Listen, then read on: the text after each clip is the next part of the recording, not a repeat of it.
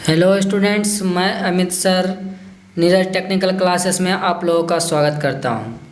आज अपन लोग बात करेंगे AC supply and DC supply system. पिछले लेक्चर में मैंने जनरेशन, ट्रांसमिशंस और डिस्ट्रीब्यूशन और यूटिलाइजेशन के बारे में आप लोगों को बता चुका हूं। इसलिए आज अपन लोग बात करेंगे AC supply system and DC supply system. तो चलिए देखते हैं एसी सप्लाई सिस्टम और डीसी सप्लाई सिस्टम क्या है। एसी सप्लाई सिस्टम के बारे में बात करते हैं। एसी सप्लाई सिस्टम हुआ जो कि पावर को हम जो जनरेट होता है, मेरा जनरेशन जो होता है वो एसी में ही होता है। तो आज देखेंगे हमारे लिए एसी क्यों यूजफुल है ज़्यादा डीसी से, या डीसी कैसे यूजफुल है एसी से। इसके बारे में आज हम डिफरेंस भी देखेंगे।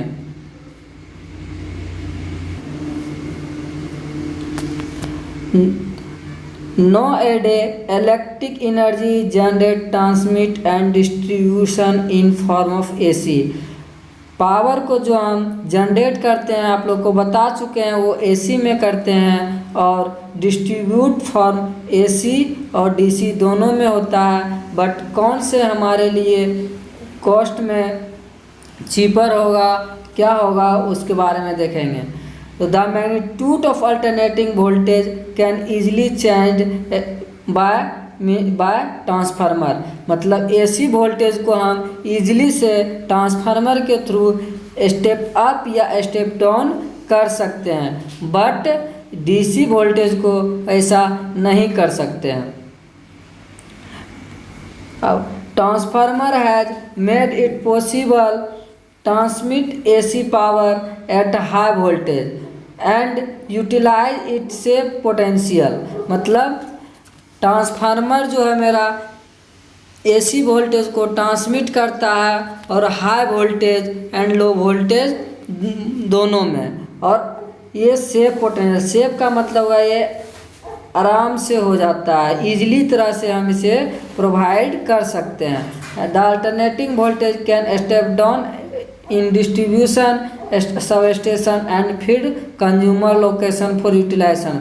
जैसा कि मैंने आप लोगों को बताया था कि डिस्ट्रीब्यूशन ट्रांसफार्मर जो होता है, स्टेप डाउन ट्रांसफार्मर होता है। सब स्टेशन से हम डिस्ट्रीब्यूशन लेते हैं, उसके बाद डिस्ट्रीब्यूशन ट्रांसफर से कंज्यूमर तक पहुंचाते हैं, उसके बाद हम इजीली इसको यूटिलाइज करते हैं। आइए देखते हैं एसी सप्लाई सिस्टम का एडवांटेज क्या है और डिसएडवांटेज क्या है। तो एसी सप्लाई सिस्टम का एडवांटेज हो गया AC voltage can step up. मतलब क्या बताए थे, एसी वोल्टेज को स्टेप अप और स्टेप डाउन और हम इजीली से कर सकते हैं ट्रांसफार्मर के through by transformer, but DC में ऐसा पॉसिबल नहीं है। एंड अगला पॉइंट देखते हैं, हाई वोल्टेज जनरेट इजीली। मतलब एसी से हम हाई वोल्टेज को जनरेट इजी तरीके से हम हाई वोल्टेज को जनरेट कर सकते हैं। और एसी सप्लाई सिस्टम में का जो मेंटेनेंस होता है वो चीपर, सस्ता और इजी तरीके से सब स्टेशन में हो जाता है। मेंटेनेंस मतलब हो गया कोई भी इक्विपमेंट का टेस्टिंग, मेंटेनेंस, जिसे हम घरेलू भाषा में कह सकते हैं बनाना। आराम से उसको इजी तरीके से हम रिपेयर कर सकते हैं, रिपेयर करना। अगला पॉइंट देखते हैं, the transmit power, this permit to transmit power has high voltage and distribute it safe potential hence it is transmit over long distance with minimum power losses. मतलब इसे हम हाई पावर वोल्टेज को distribute करते हैं safely, मतलब कोई खतरा नहीं है। एंड लॉन्ग डिस्टेंस के लिए भी और शॉर्ट डिस्टेंस के लिए भी। अब पावर लॉसेस जो होता है वो भी क्या होता है, एसी सप्लाई सिस्टम में कम होता है, मतलब लेस होता है। आइए डिसएडवांटेज इसका क्या है। डिसएडवांटेज हो गया मोर कॉपर, इसमें कॉपर मतलब कंडक्टर का यूज ज़्यादा पड़ता है। और AC transmission line more complicated, इसमें बहुत अगर ज़्यादा कंडक्टर रहेगा तो वो कॉम्प्लिकेटेड होगा, मतलब कॉम्प्लिकेटेड मतलब हो गया वह जटिल होगा, वो ज़्यादा कॉम्प्लिकेटेड है। इसमें स्किन इफेक्ट आता है, skin problem of skin effect, मतलब यहाँ एसी सप्लाई सिस्टम में स्किन इफेक्ट भी आता है। अब स्किन इफेक्ट क्या है मैं आप लोगों को बताता हूँ। स्किन इफेक्ट हो गया, मान लीजिए ये कंडक्टर है, ये क्या है, कंडक्टर है। अब ये कंडक्टर जैसे ही मैंने इसमें सप्लाई आ रहा, कंडक्टर जो है ये कंडक्टर इस तरह से ये इलेक्ट्रिक फील्ड बनाने लगता है, मतलब कंडक्टर के बाहर से जो चार्ज हो जाता है विदाउट कंडक्टर का एरिया को, ये सब एरिया चार्ज हो जाएगा, इसे हम स्किन इफेक्ट कहते हैं। ये सिर्फ और सिर्फ एसी में आता है, डीसी में नहीं आता है। चलिए हम लोग देखते हैं DC supply system. DC supply system, DC supply system. The electric power cannot be produce high voltage DC. लोग को DC जो होता है वो हाई वोल्टेज को प्रोड्यूस नहीं करता है, मतलब जनरेट नहीं करता है। कारण इसका है कम्युनिकेशन प्रॉब्लम, कम्युनिकेशन सिस्टम से प्रॉब्लम होता है। और ये स्टेप ना तो स्टेप डाउन कर सकता है ना तो ये स्टेप अप कर सकता है एट हाई वोल्टेज को यह स्टेप अप नहीं कर सकता है। अगला पॉइंट देखते हैं।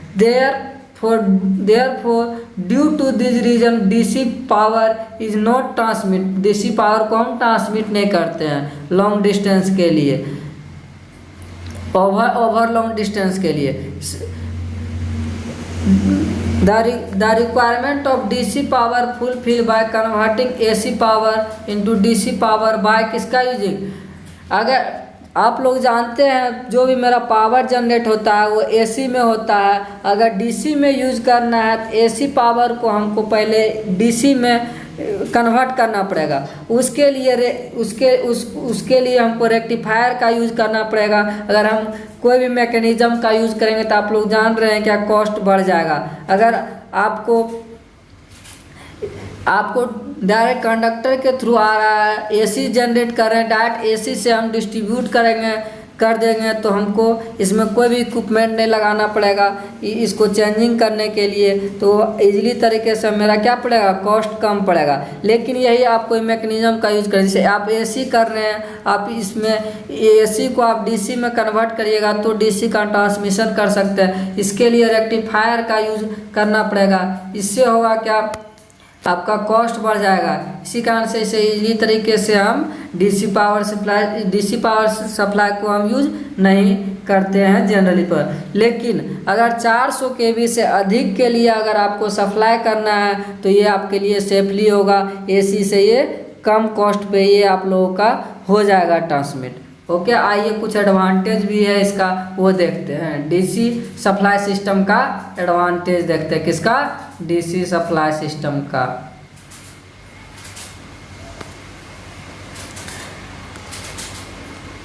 In DC line is only for 2 conductor, इसमें कंडक्टर का बचत हो जाता है। कंडक्टर का बचत होने का मतलब है आपका यहाँ पे कॉस्ट में भी बचत हो गया। एसी में आपको 4 कंडक्टर लगेगा।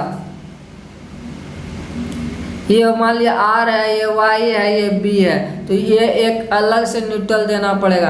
ये 4 कंडक्टर का रिक्वायर्ड पड़ेगा for AC supply system.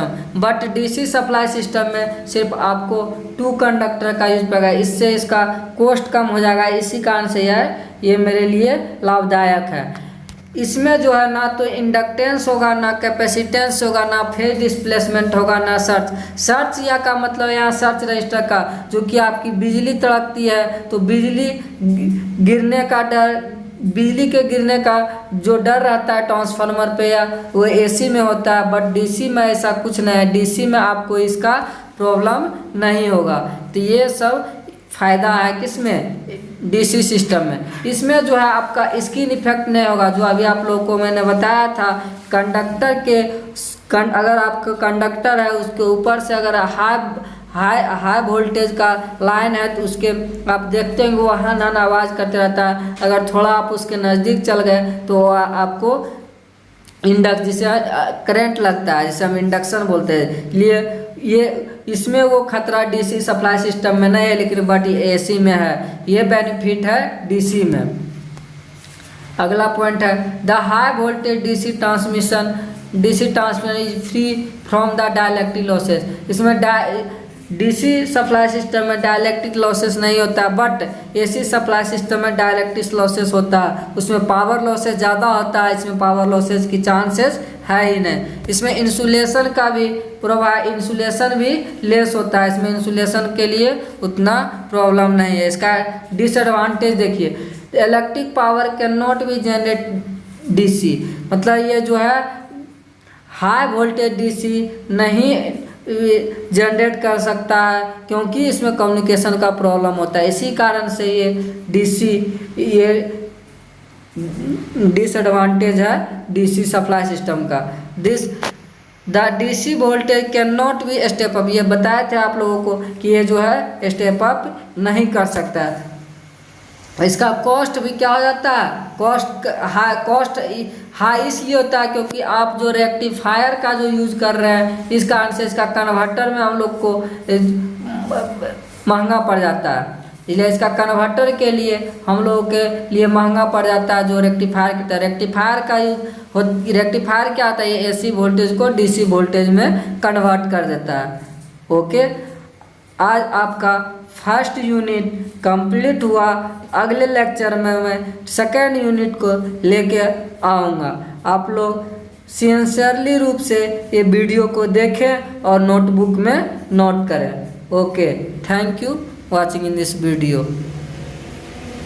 Share करें और सब्सक्राइब करें, लाइक करें, अपने दोस्तों को भी इसका बेनिफिट पहुँचाएं। Okay, thank you.